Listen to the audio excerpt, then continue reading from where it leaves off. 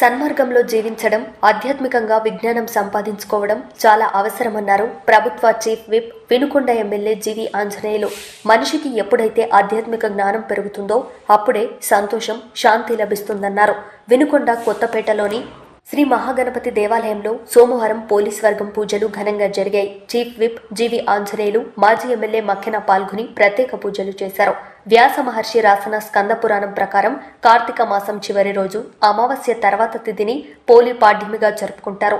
ఈ సందర్భంగానే ఆలయం వద్ద ఏర్పాటు చేసిన తాత్కాలిక కొలనులో చీఫ్ విప్ జీవి దీపం వెలిగించి అరటి డొప్పలపై పెట్టి వదిలారు. ప్రత్యేక పూజలు చేసి వేదాశీర్వచనాలు పొందారు. భక్తులకు అన్నప్రసాద వితరణ చేశారు. కొత్తపేటలో ఏర్పాటు చేసిన ఈ కార్యక్రమంలో పాల్గొనడం గొప్ప విశేషమని, అందరికీ ఆయురారోగ్యాలు, ఐశ్వర్యాలు ఇవ్వాలని, స్వర్గప్రాప్తి ప్రసాదించాలని అమ్మవారిని కోరుకున్నట్లు తెలిపారు. మార్గశిర మాసంలోని పాడ్యమి రోజు పోలీస్ వర్గం పోలి దేవత ఆశీస్సుల కోసం ఈరోజు అందరూ కూడా దీపాలకి పూజ చేసి నీళ్ళల్లో ఈ దీపాలని వదిలి ఒక విశేషమైనటువంటి పూజలు నిర్వహించడం జరిగింది.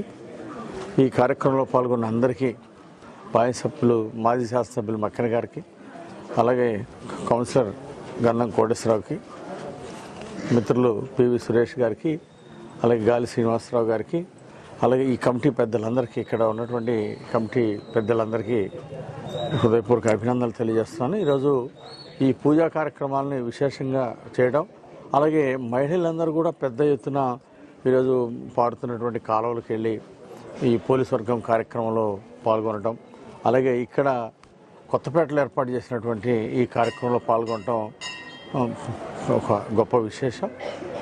ఆ దేవుడు ఆయురారోగ్యాలు ఇవ్వాలని, ఐశ్వర్యాలు ఇవ్వాలని, అట్లాగే అందరికీ స్వర్గప్రాప్తి ఇవ్వాలని చెప్పేసి అమ్మవారిని కోరుకుంటూ ఈరోజు ఈ కార్యక్రమానికి ఆహ్వానించినటువంటి కమిటీ పెద్దలందరికీ హృదయపూర్వక నమస్కారాలు తెలియజేసుకుంటూ, అందరూ కూడా మనం ఒక సన్మార్గంలో ముందుకు నడవటం, ఆధ్యాత్మికంగా ఒక విజ్ఞానాన్ని సంపాదించుకోవటం అనేది చాలా అవసరం. ఆధ్యాత్మిక జ్ఞానం ఎప్పుడైతే పెరుగుతుందో మనిషికి సంతోషం, శాంతి లభిస్తుంది.